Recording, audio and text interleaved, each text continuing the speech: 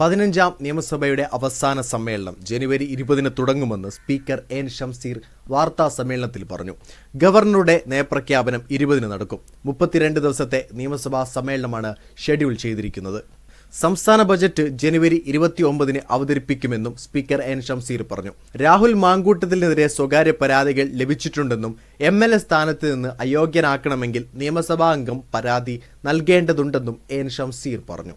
Privileges and ethics കമ്മിറ്റിക്ക് പരാതി കൈമാറണമെങ്കിൽ നിയമസഭാ അംഗങ്ങളിൽ ആരെങ്കിലും ഒരാൾ പരാതി നൽകണം. അത്തരത്തിലൊരു പരാതി ഇതുവരെ ലഭിച്ചിട്ടില്ല. രാഹുൽ മാങ്കൂട്ടത്തിൽ ബലാത്സംഗ കേസിൽ അറസ്റ്റിലായത് സഭയുടെ അന്തസ്സിനെ ബാധിക്കില്ല. സഭയുടെ അന്തസ്സിന് എങ്ങനെയാണ് ഇത് കളങ്കമാകുക? വ്യക്തികളല്ല സഭയുടെ അന്തസ്സ് തീരുമാനിക്കുക. ഒരു കൊട്ടയിലെ ഒരു മാങ്ങ കെട്ടാൽ എല്ലാം മോശമായി എന്ന് പറയാൻ കഴിയില്ലല്ലോ. സ്ത്രീകളെ ബഹുമാനിക്കാൻ പഠിക്കണം, അല്ലെങ്കിൽ പഠിപ്പിക്കണം. ചില സാമാജികരുടെ ഭാഗത്ത് തെറ്റുണ്ടായാൽ എല്ലാവരെയും മോശമാക്കരുതെന്നും ജനം നല്ല പെരുമാറ്റം പ്രതീക്ഷിക്കുന്നുണ്ടെന്നും എൻ ഷംസീർ പറഞ്ഞു.